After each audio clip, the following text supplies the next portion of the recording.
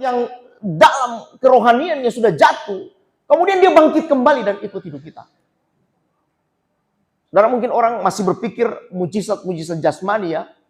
Tapi coba mulai kita berpikir hari ini, karena begini, banyak orang-orang yang sudah dipanggil untuk ikut dalam pelayanan, banyak orang-orang yang sudah dipanggil untuk bersama dengan Tuhan. Sekarang ini banyak jatuh dalam kehidupannya. Sehingga kita anak-anak Tuhan perlu untuk datang membangkitkan hidup mereka.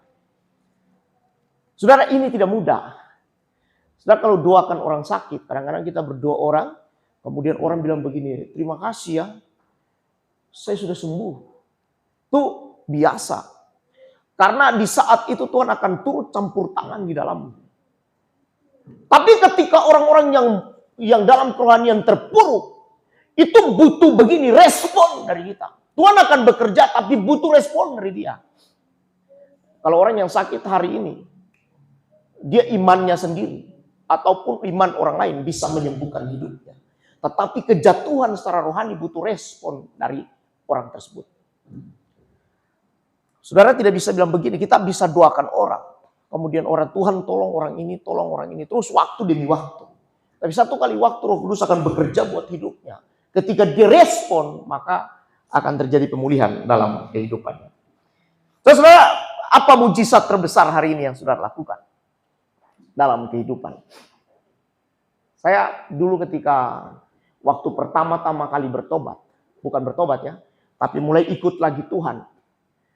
Saya dihadapkan oleh seseorang dan orang ini harus saya bawa dia ke Jakarta sebenarnya karena ada yang perlu orang di Jakarta untuk datang bawa anak ini. Tapi waktu saya ke rumahnya, tiba di rumahnya, saya sementara duduk, tiba-tiba bapaknya di dalam itu sakit yang tidak bisa ditangani. Sudah berteriak. Berteriak, caranya gimana ini? Waktu saya datang sendiri ke rumah. Nah, akhirnya kita ambil keputusan. Bawa bapakmu ke rumah sakit. Jadi kita bawa ke rumah sakit. Di tengah jalan itu saya dikasih dua pertimbangan. Antara bawa ke rumah, pikiran saya akan doakan dia. Dan bawa ke rumah sakit. Dan yang ketiga, saya berpikir begini, bahkan kalau orang ini mati. Terus kita ambil tindakan. Oke, sampai di pertigaan, antara saya belok kanan atau kiri. Kalau belok kanan itu ke tempat saya, kalau belok kiri ke rumah sakit. Saya ambil keputusan untuk pergi ke rumah sakit. Melangkah saya ke rumah sakit. Tiba di rumah sakit, ditangani dokter. Sampai jam berapa? Mulai dari kita bawa sekitar jam 8. Sampai sekitar jam 11, jam 12 malam. Itu masih berteriak. Masih berteriak. Saya pikir ini orang rabies. Habis kalau rabies ini mati. Jadi dalam keadaan begitu saya tidak panik. Karena begini, saya anak Tuhan. Ulang, saya tidak panik, terlalu panik. Karena saya anak Tuhan. Saya tahu Tuhan akan bela perkara saya. Dan waktu masuk rumah sakit ditangani semua oleh dokter. Tiba-tiba sekitar jam 11 malam dokter bilang begini, tidak bisa. Ini orang ini setelah ditensi darahnya sudah tidak ada. Maksudnya tidak ada respon darahnya. Jadi tidak ada tekanan darahnya lagi. Jadi mau tidak mau satu-satunya adalah dilarikan ke Ternate. Karena saya waktu itu belum pelayanan ya, masih ikut pelayanan. Mau tidak mau harus bawa ke Ternate. Jadi waktu dokter bilang begini, siapa keluarganya? Saya angkat tangan, saya keluarganya. Ini mau ke Ternate ini. Saya keluarganya. Ya oke. Jadi gimana? Putusan bawa ke Ternate. Tapi sebelum bawa ke Ternate saya bilang begini. Boleh enggak? Sebelum bawa saya doakan dia. Saya ulang ya. Ini perkataan iman ini. Boleh enggak sebelum bawa ke Ternate saya doakan dia. Oh silakan. Ya, saya dekati dia. Bapak Ibu, ini mungkin kesaksian sudah saya ceritakan. Tapi hari ini saya mau ceritakan kembali. Karena begini, dari sini kita akan pahami bahwa sesungguhnya yang Tuhan maksudkan itu adalah pemulihan rohani setiap orang. Jadi, saya datang dan berdoa. Doa saya begini. Saya tidak doa supaya dia sembuh. Tapi doa saya begini. Tuhan nyatakan hari ini bahwa kuasa-Mu besar supaya orang-orang di sekitaran di sini tahu bahwa Tuhan itu hidup dan sanggup untuk berbuat perkara yang besar. Itu doa saya. Kalau saya doa di sini mungkin sekitar berapa ruangan itu kedengaran. Sudah tahu sekitar 10 menit kemudian ditensi semua darah tidak ada semua. Jadi sudah tegang, sudah tidak bisa lagi. Tapi sekitar 10-15 menit kemudian, dokternya tensi darahnya normal. Dan tidak masih jadi rujuk ke Ternate. Dia pulih dan sembuh. Bawa ke ruangan, kemudian taruh di ruangan. Saya ke Manado, pulang dari Manado. Itu orang sudah sembuh. Kemarin saya pulang, saya ketemu dia lagi kerja. Waktu pulang 2018 saya ketemu dia lagi kerja. Oh, ini orang sudah kerja. Oke, saya bilang oke. Tapi apakah itu menjadi sebuah landasan kebanggaan? Ternyata bukan. Walaupun dia pulih hari ini, dia bisa kerja, tetapi kemudian dia tidak percaya Tuhan sungguh-sungguh. Dia tidak lakukan apa yang Tuhan perintahkan, maka itu menjadi kesia-siaan. Hari ini kita bisa buat apapun terhadap orang. Tapi kemudian pemulihan secara rohani yang gak punya. Nah, ini yang harus kita pelajari. Jadi Tuhan butuh itu adalah pemulihan. Saudara sudah lihat ada banyak mujizat yang orang kerjakan. Ada orang sakit disembuhkan, ada orang lemah dikuatkan. Ada semua. Tetapi setelah disembuhkan, setelah dipulihkan, hidupnya hancur lagi. Kenapa? Karena pertobatan hanya ada pada saat itu. Tapi setelah berikutnya berontak lagi terhadap Tuhan. Nah, itu sebabnya hari ini judulnya adalah begini.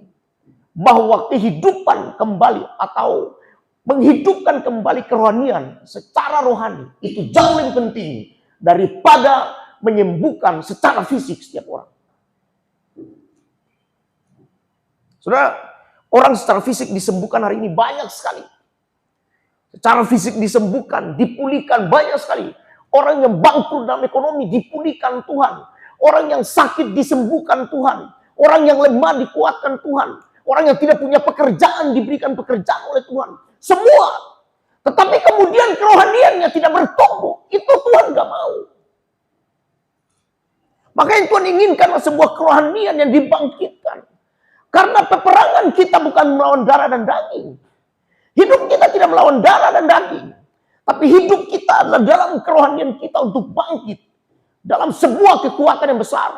Karena perjalanan kita masih panjang. Saya percaya orang-orang yang melayani Tuhan dari masa mudanya, hidupnya ke depan pasti dijaga, dipelihara oleh Tuhan. Dia akan sehat, dia akan kuat. Dia akan terus mengalami yang disebut dengan apa? Damai dan sejahtera dalam hidupnya. Coba sudah perhatikan orang-orang yang terus melayani Tuhan dalam masa hidupnya. Dia mengalami kekuatan-kekuatan dalam kehidupannya. Dia mulai berpikir, benar juga ya. Ternyata hidup ini yang perlu dipulihkan kerohanian orang. Amin. Sudah orang sakit biasa, matinya biasa. Tapi mati sebelum dipulihkan itu yang luar biasa kita harus tangani. Jadi bersyukur hari ini saudara yang diberi karunia oleh Tuhan masih bisa melayani, masih bisa beribadah. Ada orang yang hatinya sudah tumpul, tidak bisa beribadah lagi. Ada orang yang hatinya sudah tumpul, tidak bisa berdoa lagi. Ada orang yang hatinya sudah tumpul, tidak bisa komunikasi dengan Tuhan. Ada orang yang hatinya sudah tumpul, yang tidak bisa mendengar firman Tuhan. Karena itu menjadi momok dan kejijikan buat hidupnya. Padahal bagi orang percaya ada sebuah kebenaran. Saudara, mungkin saudara belum alami, tapi saya alami. Di mana saya sudah bosan dengar firman. Di mana saya sudah bosan mendengar nasihat orang. Di mana saya sudah bosan untuk beribadah. Saya sudah nggak punya keinginan untuk melakukannya. Kenapa? Karena rohani saya mulai terpuruk. Terpuruk rohani saya. Saya pikir dengan bangun bisnis kerohanian akan bangkit. Ternyata enggak. Saya pikir dengan nanti saya lakukan sesuatu, kemudian dipuji orang akan bangkit kerohanian. Ternyata tidak. Saya berpikir begitu, tapi ternyata dengan kehancuran semuanya, baru kerohanian bangkit. Bangkit dan bangkit. Saya tanya mengapa begitu? Dan kita perlu diajar sampai setingkat itu. Dan hari ini pembacaan kita itu ada di Matius pasal yang ke-18 ayat ke-15 sampai 29. Coba Matius 18 ayat 15 hingga ayat yang ke-29. Tentang menasihati sesama saudara. Matius pasal 18 ayat yang ke-15 hingga ayat yang ke berapa? 20. Ayat yang ke-20.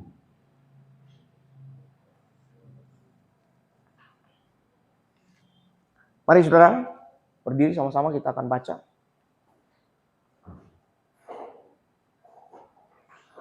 Tentang menasihati sesama saudara. Apabila saudaramu berbuat dosa, tegurlah dia di bawah 4 mata. Jika ia mendengarkan nasihatmu, engkau telah mendapatkannya kembali. Jikalau ia tidak mendengar, engkau bawalah seorang atau 2 orang lagi, supaya atas keterangan 2 atau 3 orang perkara itu tidak disangsikan. Jika ia tidak mau mendengarkan mereka, sampaikanlah soalnya kepada jemaat. Dan jikalau ia tidak mau juga mendengarkan jemaat, pandanglah dia sebagai seorang yang tidak mengenal Allah atau seorang pemungut cukai. Aku berkata kepadamu, sesungguhnya apa yang kau ikat di dunia ini akan terikat di sorga, dan apa yang kau lepaskan di dunia ini akan terlepas di sorga. Dan lagi aku berkata kepadamu, jikalau 2 orang daripadamu di dunia ini sepakat meminta apapun juga, permintaan mereka itu akan dikabulkan oleh Bapakku yang di sorga. Sebab di mana 2 atau 3 orang berkumpul dalam namaku, di situ aku ada di tengah-tengah mereka. Katakan amin. Amin. Silakan saudara. Ini pernyataan ini yang keluarkan Tuhan Yesus. Saya ulangi, pernyataan ini yang keluarkan Tuhan Yesus. Waktu Tuhan mulai kerja pelayanannya di muka bumi, kemudian dia mulai keluarkan pernyataan ini. Mengapa dia keluarkan pernyataan ini? Karena ada beberapa landasan sebelumnya. Ada 3 hal penting. Yang pertama, siapa yang terbesar. Yang kedua, siapa yang menyesatkan orang. Dan yang ketiga, perumpamaan tentang domba hilang. Itu adalah 3 hal mendasar. Kemudian Tuhan sampaikan untuk menasihati sama saudara. Yang pertama, itu hidup dalam keangkuhan. Yang kedua, hidup dalam penyesatan. Yang ketiga, hidup dalam keegoisan. Nah, jadi yang pertama itu, siapa yang terbesar, itu hidup dalam keangkuhan. Kemudian yang kedua, siapa yang menyesatkan, hidup dalam penyesatan. Kemudian yang ketiga, siapa atau perumpamaan tentang domba yang hilang, itu hidup dalam keegoisan. Jadi ada 3 hal ini. Kemudian menjadi landasan. Tuhan bilang begini, nasihati setiap orang. Saudara mungkin sudah hari-hari ini kita sudah tidak punya hati untuk menasihati. Karena apa? Kadang-kadang nasihat itu jadi korban buat yang menasihati. Dan yang dinasihati juga menjadi korban. Dua-dua menjadi korban. Karena yang menasihati tidak akan enak dalam hidupnya. Orang bisa benci, orang bisa marah, orang bisa semuanya. Padahal yang menasihati maksudnya bagus. Dinasihati juga begitu, semua. Jadi ini kemudian menjadi sebuah landasan Tuhan untuk memberitahukan kepada kita bahwa hidup kita ini harus berjalan ikuti apa maunya Tuhan. Karena dalam dunia ini, dalam kehidupan kita, berjumpa sesama itu aja yang terjadi. Berjumpa sama kita. Kemudian dalam kehidupan ada orang bersalah, ada orang yang tidak bersalah. Itu kan perjumpaan-perjumpaan demikian. Ada orang menyembah Tuhan, tidak menyembah Tuhan. Ada orang beribadah, tidak beribadah. Kemudian hidup kita mulai untuk melakukan. Karena saya rohani, saya mulai melihat, oh orang-orang ini harus diarahkan untuk melayani Tuhan. Orang-orang ini harus diarahkan untuk beribadah. Karena dia tidak beribadah. Jadi itu yang terjadi dalam hidup kita waktu demi waktu. Tetapi landasan hari ini adalah begini. Kita harus memenangkan orang-orang yang rohaninya hancur. Saudara, orang Kristen banyak sekali. Yang sudah bertobat jatuh lagi. Yang sudah bertobat jatuh lagi. Yang sudah bertobat jatuh lagi. Dan itu sebabnya butuh kita semua. Untuk membangkitkan kembali semangat mereka. Amin. Ya. Mujizat terbesar, saya ulangi. Mujizat terbesar dalam hidup. Adalah saya dan saudara sanggup. Untuk melihat orang-orang yang tadinya rohani. Kemudian sekarang tidak rohani lagi. Kita harus bangkitkan hidup mereka. Saudara mungkin pusing amat dengan hidupnya dia. Biarkan dia. Tidak bisa. Kita harus punya semangat untuk bangkitkan orang-orang yang tadinya hidup bersama Tuhan. Kemudian sekarang tidak bersama Tuhan. Kita harus bangkitkan semangatnya. Ya. Ini pernyataan pada ayat yang ke-18. Pasal 18 ayat 15 bilang begini. Apabila saudaramu berbuat dosa, tegurlah dia. Saudaramu berbuat dosa, tegurlah dia. Coba. Saudara lihat orang berbuat dosa, tegur gak? Nggak berani kan? Apalagi dia lebih tinggi dari kita, atau lebih hebat, atau lebih semua. Kita nggak berani. Apabila saudara berbuat dosa, apalagi masih dekat teman, kita susah untuk ngomong. Nah, orang tua mungkin, atau orang-orang punya jabatan lebih tinggi dari kita, atau orang yang punya keuangan lebih tinggi dari kita, mungkin kita nggak berani untuk menyatakan itu. Tapi begini, apabila ada orang berbuat dosa, tegurlah dia. Apa dosa yang dikerjakan? Saudara, begini, Tuhan itu akan menyatakan suatu buat hidup kita untuk memberitahukan setiap kesalahan, setiap kelemahan, setiap kekurangan, baik hidup kita sendiri maupun buat orang lain. Maka tegurlah itu dalam kehidupan kita. Kalau ada sesuatu yang salah, tegur. Walaupun berat, menyakiti hidup sendiri. Tapi, atau bahkan mengorbankan diri sendiri. Dalam segala kepentingan, tapi harus lakukan teguran. Karena ini pernyataan Tuhan ya. Saudara coba perhatikan yang pertama yang saya sampaikan tadi, hidup dalam yang Tuhan. Mengapa Tuhan bicara ini? Ini yang bicara Tuhan Yesus ya. Kalau saudara lihat di dalam tab Alkitab atau dalam tab dalam HP, maka di sana ada tulisan merah. Kalau tulisan merah itu adalah Tuhan yang bicara. Nah, kalau Tuhan yang bicara, itu penting sekali buat hidup kita. Makanya saya pernah sampaikan, kalau firman yang ditulis itu kemudian masih saya yang ngomong, bicara tentang sebuah mungkin masih biasa. Tetapi kalau Tuhan yang komunikasi, itu pasti terjadi di setiap hidup kita. Ya, jadi landasan yang pertama, mengapa sampai kita harus melakukan teguran-teguran atau apapun kepada setiap orang? Karena begini, hidup orang itu dalam keangkuhan. Nah, apa keangkuhannya? Nah, siapa yang terbesar dalam kerajaan surga? Pertanyaan muncul. Siapa yang terbesar dalam pelayanan? Siapa yang paling hebat dalam pelayanan? Siapa yang luar biasa dalam pelayanan? Itu muncul dalam kehidupan kita orang-orang percaya. Nah, karena muncul dalam hidup kita, maka perlu ada sebuah garis atau deadline dalam hidup kita untuk menjadi landasan kita supaya kita tidak masuk lebih dalam yang disebut dengan dosa. Ini Tuhan ingatkan kita. Siapa yang terbesar dalam kerajaan surga? Saudara mungkin akan bertanya siapa yang terbesar dalam pelayanan. Saudara mungkin bertanya siapa yang terbesar dalam jabatan. Siapa yang terbesar dalam semuanya. Kita akan bertanya demikian dalam hidup. Ini mereka tanyakan kepada Tuhan. Karena begini, dalam pelayanan atau dalam apa saja yang kita kerjakan, kadang-kadang strata itu sangat penting. Sangat penting. Kalau stratanya tinggi, maka dia akan lihat orang lain. Kalau stratanya rendah, sorry. Jadi harus dikasih naik stratanya. Baru bisa sederet. Kemudian kita bisa menilai itu. Melihat itu, kemudian menjadi kecocokan buat hidup kita.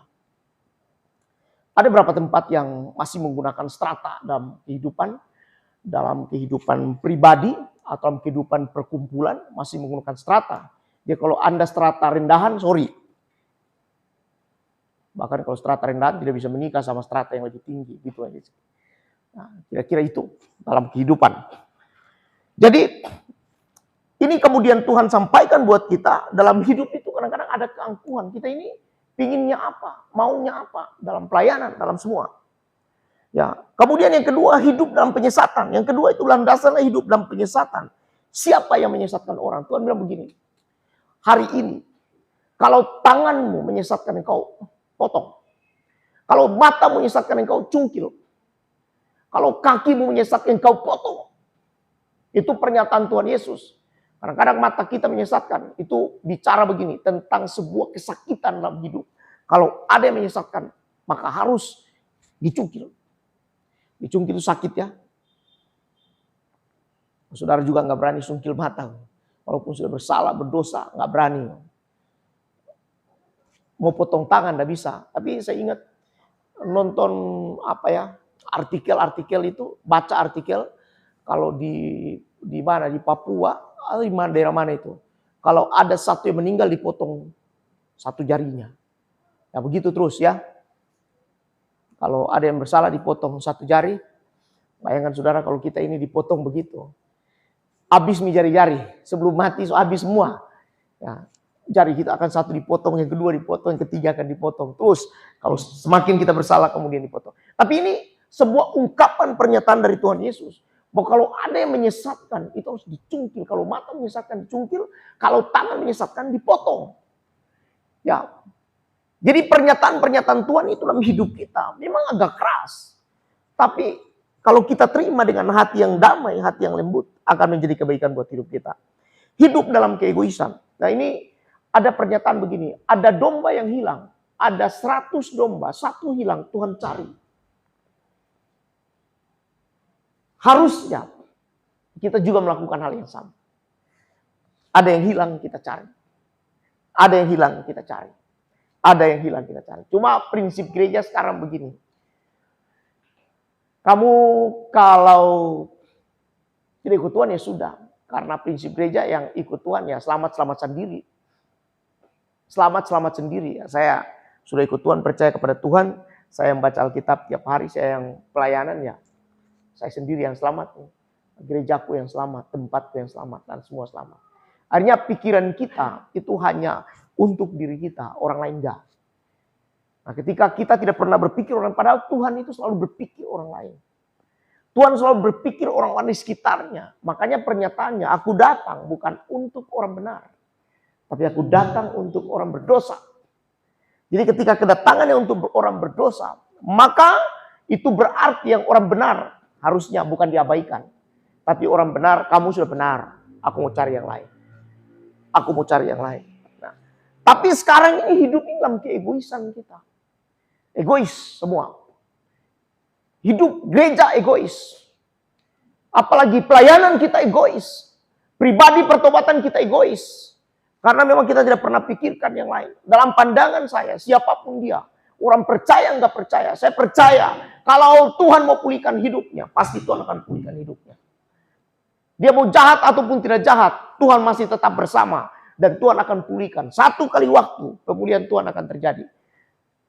Tapi orang yang akan dipulihkan Tuhan dalam keadaan jatuh lagi. Harganya di bawah itu mahal. Jadi kalau hidup baik-baik hari-hari ini, terus jalan bersama Tuhan.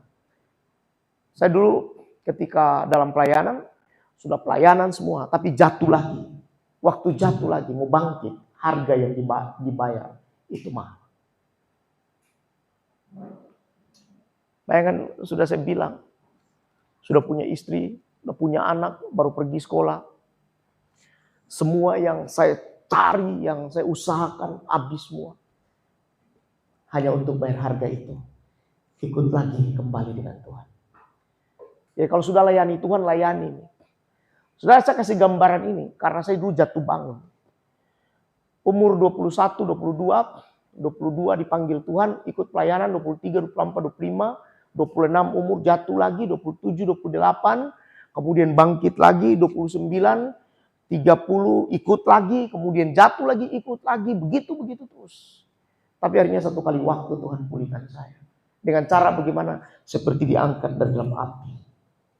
Itu menangis, ingin bunuh diri, bukan bunuh diri, ingin mati lebih cepat. Nah, itu karena memang sudah tidak sanggup untuk menghadapi. Karena begitu jatuh bangun. Orang yang jatuh bangun dalam pelayanan, orang yang jatuh bangun dalam kehidupan kerohaniannya, pasti ada harga mahal dia akan bayar.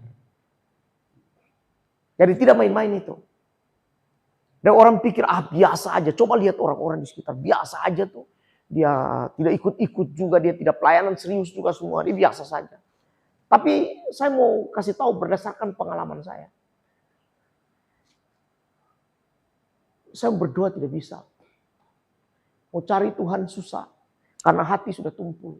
Semua mata sudah tidak punya penglihatan secara rohani. Saudara saya yang tiap hari bersama Tuhan berdoa. Satu kali waktu tidak bersama dengan Tuhan, matanya sudah tumpul. Tidak tajam melihat lagi.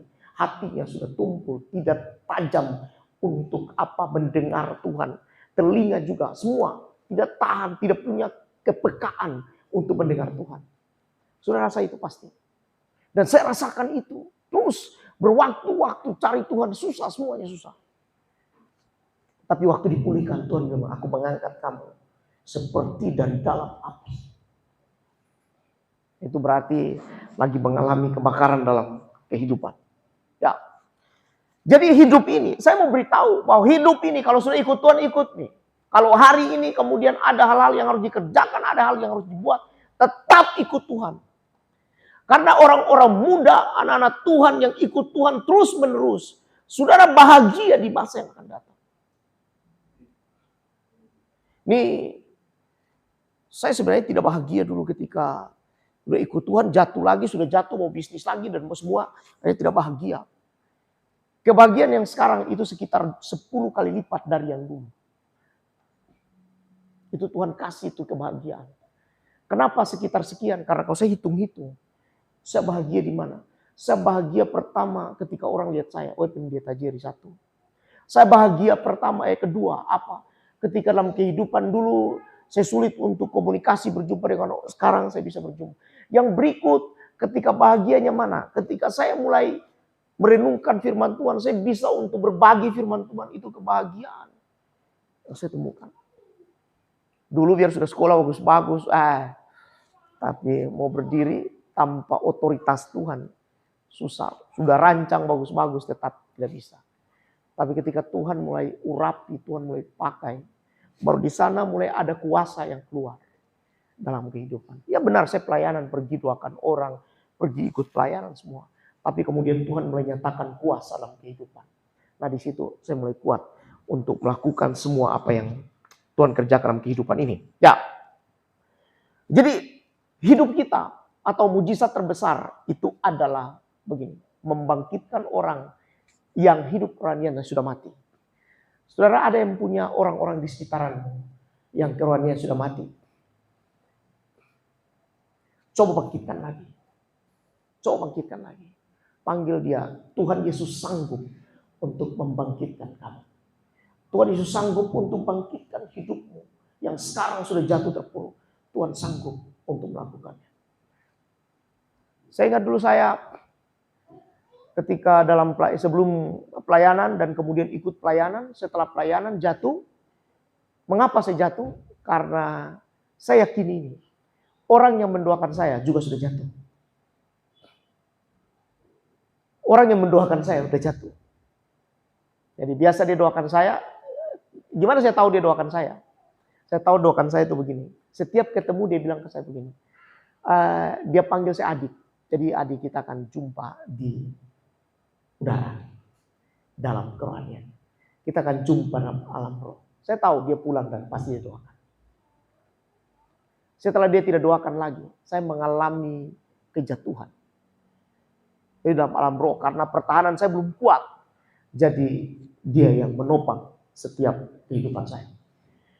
Jadi kalau saya tidak kuat hari ini, atau saya tidak kuat besok, dan seterusnya, maka itu kemungkinan besar kerohanian mulai terperosok. Nah, orang-orang yang kerohanian mulai terperosok, dia butuh orang untuk menopang. Dia butuh orang untuk menguatkan. Nah, siapa yang akan menguatkan dia? Ya tentu saudara dan saya. Untuk menguatkan orang-orang tersebut. Ya. Menasihati sesama penting. Hidup kita harus ada untuk menasihati orang lain. Apabila saudaramu berbuat dosa, tegurlah dia di bawah 4 mata. Jika ia mendengarkan nasihatmu, engkau telah mendapatkannya kembali. Saudara mungkin kalau menegur orang ya, mungkin cuma biasa saja begitu. Karena pikir perasaan, pikir hati dan semua. Jadi kita tegur, pusing amat, biar aja dia. Kenapa dengan keadaan seperti itu ya sudah. Tapi coba kita mulai berpikir hari-hari ini. Untuk hati kita, hidup kita beri buat Tuhan. Tuhan tuh kalau tegur orang tuh tidak pakai ini.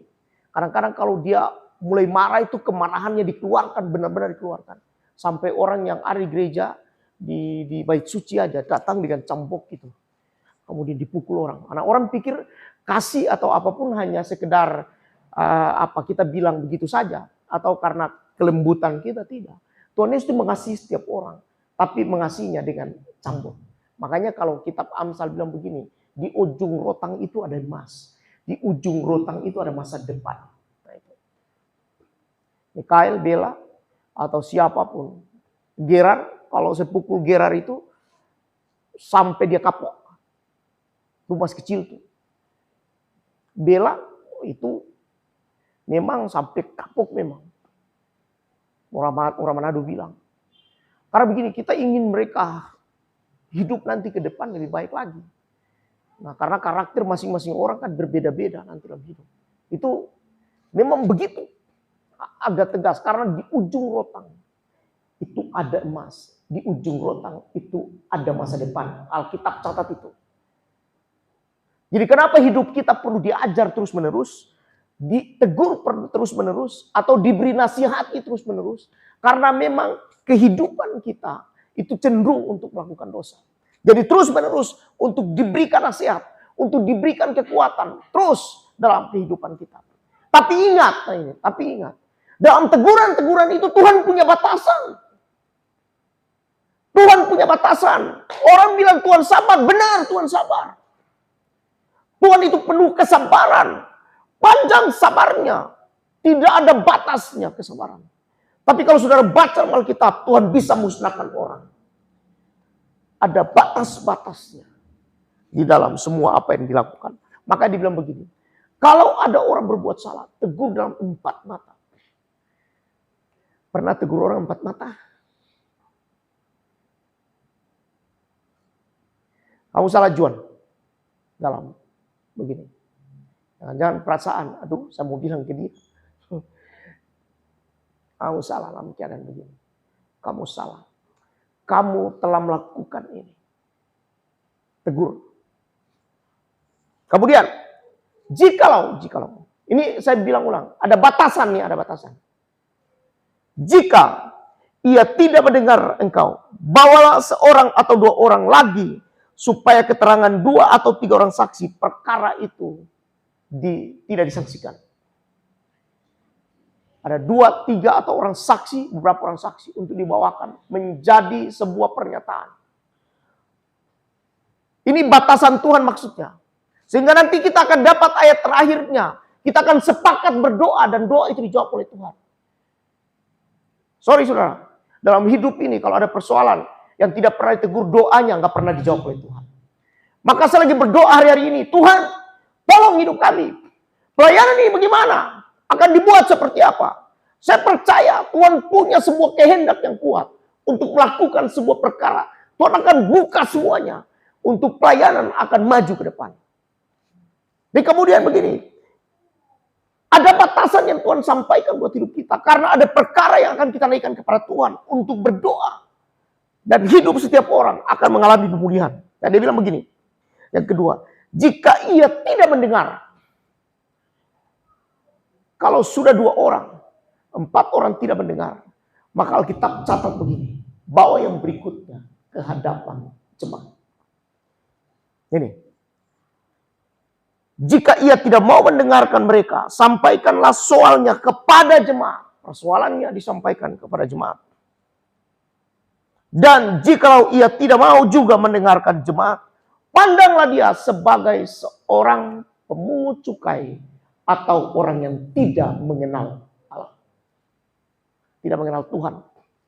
Ya, itu batasan Tuhan yang disampaikan kepada setiap manusia, bahwa manusia ini pernyataan Tuhan ya, bahwa manusia ini perlu untuk ditegur 1 kali, perlu untuk ditegur 2 kali, perlu untuk ditegur 3 kali, perlu ditegur terus dalam kehidupan kita. Kalaupun tidak ada perubahan dalam hidup, Alkitab catat begini, maka pandanglah dia sebagai orang yang tidak mengenal Allah. Dan yang kedua adalah pemungut cukai. Saudara, apa pengertian pemungut cukai? Pemungut cukai itu adalah begini, mengambil hak yang bukan haknya. Itu pemungut cukai. Jadi hidup kita ini untuk kemajuan sebuah pelayanan, kemajuan semuanya, maka ada dosa yang harus dibongkar dalam hidup kita. Apa dosanya? Banyak dosa hidup kita. Dosa mata, dosa telinga, dosa hati, dosa keinginan, dosa tangan, dosa kaki. Banyak sekali dosa buat hidup kita. Sehingga ini perlu untuk dilakukan terobosan-terobosan baru yang terjadi dalam hidup kita. Sehingga kita akan berubah banyak. Kalau kita berubah banyak, Tuhan bilang begini, aku akan menjawab doa. Amin. Saudara percaya Tuhan akan menjawab doa kita. Kalau kita berani untuk melakukan sebuah tindakan untuk menyatakan kebenaran. Amin. Doa pasti akan dijawab oleh Tuhan. Nah, ayat selanjutnya. Aku berkata kepadamu, sesungguhnya apa yang kamu ikat di dunia ini akan terikat di sorga. Dan apa yang kamu lepaskan di dunia ini akan terlepas di sorga. Walaupun ayat ini dipakai dalam pernikahan.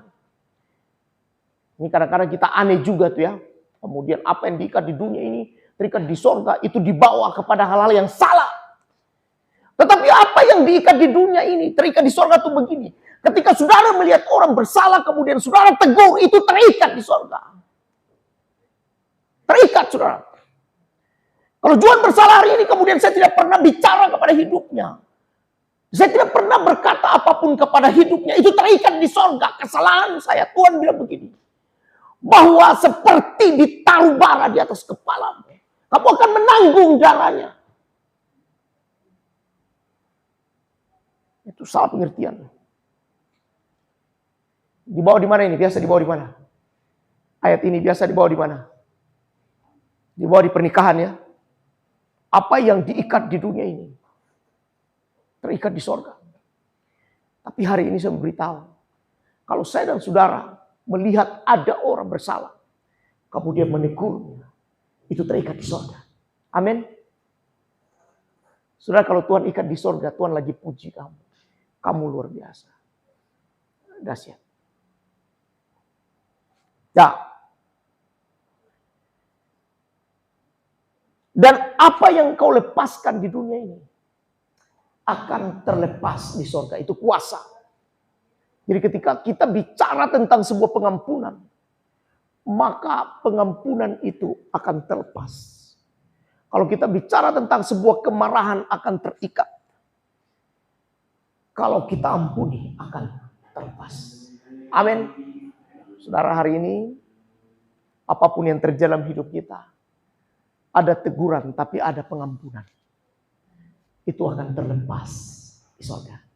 Tuhan bilang begini, kalau kamu mengampuni dosa setiap orang, maka dosamu juga akan diampuni oleh Tuhan. Ada yang sudah lepaskan pengampunan bagi yang tersakiti. Mungkin sudah tersakiti oleh orang-orang di sekitarmu. Sudah tersakiti oleh keluarga, sudah tersakiti oleh papa, mama, sudah tersakiti oleh tetangga, sudah tersakiti oleh orang terdekatmu. Mungkin saudara, boleh enggak? Kemudian pernyataan-pernyataan teguran yang kita ucapkan. Kemudian setelah itu kita lepaskan pengampunan supaya di sorga terlepas. Siapa yang akan melepaskan? Tuhan akan melepaskan. Karena berdasarkan pernyataannya. Apa yang kamu lepaskan di dunia ini akan terlepas di sorga. Itu nyambung dengan Tuhan bilang begini. Bahwa kalau kamu mengampuni dosa orang lain, dosamu juga akan diampuni. Itu nyambung. Amin. Ya. Sehingga nanti ayat berikut kita dapat, dia bilang begini. Sebab itu, di mana 2 atau 3 orang berkumpul atas namaku, di situ aku ada. Dalam namaku di situ aku ada di tengah-tengah mereka. Amin. Ya, saudara, kalau hidup ini kemudian kita sudah berani untuk mengucapkan sesuatu dan kita sudah berani untuk mengampuni, maka kita berdoa Tuhan pasti mendengarkannya. Amin. Ya, saudara, itu yang Tuhan inginkan dalam hidup kita. Kita tidak sekedar kadang-kadang orang-orang mulai menyatakan kemudian menyimpan dalam kehidupannya. Menyimpan dalam kemarahan. Menyimpan dalam kedengkian. Menyimpan dalam semuanya. Saya sudah maafkan. Tapi hati belum. Kemarahan masih belum. Semua masih belum. Sudah percayalah. Kalau dalam keadaan begitu, doa tidak dikabulkan oleh Tuhan. Jadi, kalau semua sudah lepaskan. Sudah disampaikan. Maka yang berikut bagian kita adalah mengampuni. Setelah pengampunan terjadi, maka setiap apa yang kita kerjakan, apa kita buat, itu akan terjadi di kehidupan setiap orang dan akan terjadi pemulihan. Ikatan saudara di dunia ini, itu akan kuat terikat di surga. Kalau hari ini saudara tidak mengampuni, maka itu akan terikat di surga, tidak mengampuninya itu. Hari ini kalau saudara tidak pernah memaafkan, maka itu akan terikat di surga. Hari ini kalau saudara bilang apapun akan terikat di sorga. Saya kemarin lihat satu orang ibu di pasar ini. Memang, makanya saya bilang orang tuh harus cerdas. Orang tuh harus sekolah, orang harus cerdas, pintar. Karena begini, di pasar tiba-tiba saya lihat, saya lagi duduk di sebelah. Ibunya begini, orang lagi belanja ke dia. Tiba-tiba ini orang mungkin dia sudah kasih uangnya 50.000. Nah, 50.000 sudah dikasih. Jadi uang kembalinya sudah dikembalikan oleh ibu ini. Tiba-tiba ibu ini bilang begini, mana uangmu yang 50.000? Marah-marahin dia. Terus dia mutar di situ, marah-marahin. Kamu sudah ambil tadi uangku, belum kembalikan. Saya pikir uang berapa 50.000? Dia mutar terus marah. Sampai karena orangnya tidak bisa menggantikan. Dia ke depan dia bilang apa? Mudah-mudahan ya, kamu berjalan dengan motor ini, kamu celaka di jalan. Bayangkan, itu murahan itu. Ngomong langsung. Kamu dari sini kalau kamu tidak ambil uangku, kamu ambil uangku dan kamu bilang tidak, kamu di jalan, kamu celaka di jalan. Bahayanya ini. Itu perkataan-perkataan, ini orang murahan berkata ini. Tapi orang cerdas akan tidak. Amin, saudara. Saudara orang cerdas, saudara orang pintar, saudara orang hebat, saudara orang kuat. Saudara punya pikiran yang dewasa semua. Jadi kita dalam hidup kita ini, dalam kehidupan kita itu orang murahan, uang 50.000, 100.000, 200.000. Kemudian tiba-tiba di tengah jalan menyumpahi orang. Dia sumpah. Langsung orang di sebelah bilang begini, Pak deh, baru kemarin uangku jatuh. Tidak ku sumpahin siapa yang dapat. Ini Bu, 50.000. Oh, bagus juga. Saya percaya hidup kita adalah hidup yang mahal. Hidup kita adalah hidup yang mengampuni. Hidup kita adalah perkataan-perkataan berkat. Doa tetap dinaikkan, doa tetap dipanjatkan. Tetap bersyukur kepada Tuhan dalam setiap keadaan. Walaupun kadang-kadang hidup kita tersakiti, mungkin menyakiti. Tapi kalau kita terus dengan Tuhan, Tuhan akan bersama dengan kita. Alkitab catat ayat terakhir. Sebab di mana 2 atau 3 orang berkumpul dalam namaku, di situ aku ada. Jemaat yang diberkati Tuhan. Hari ini, berdasarkan ayat firman Tuhan ini, mari kita bersepakat untuk berdoa.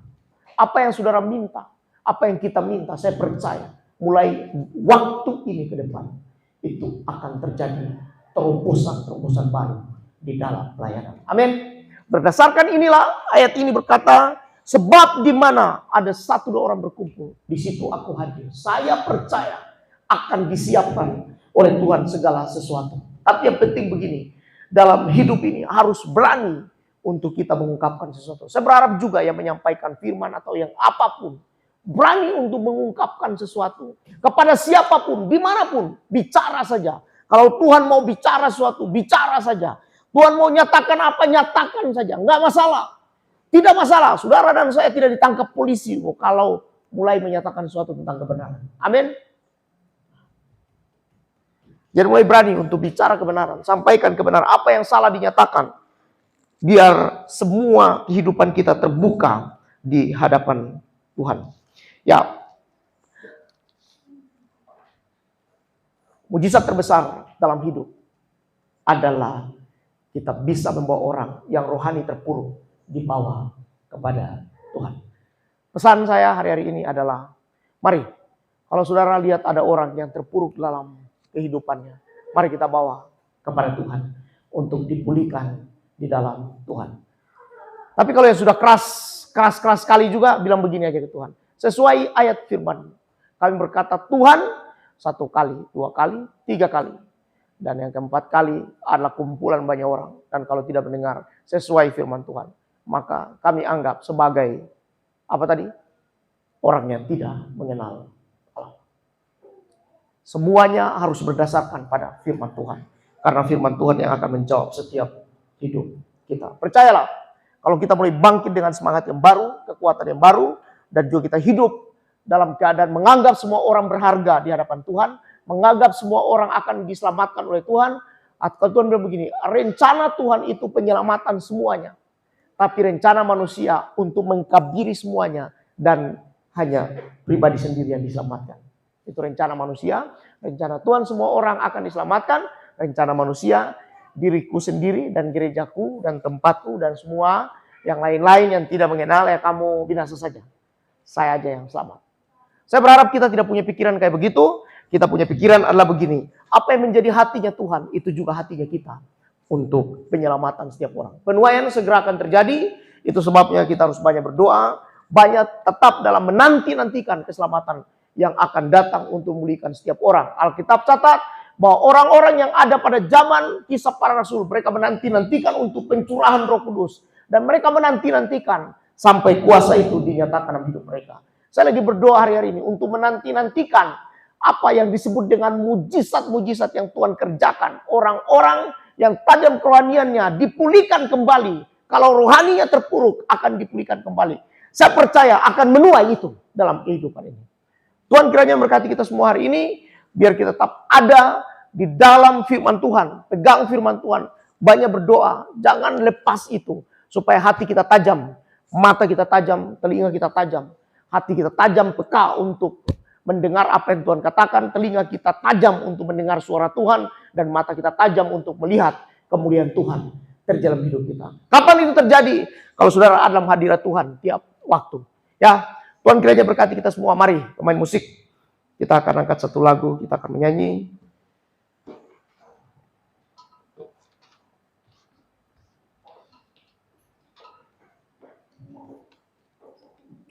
Tuhan.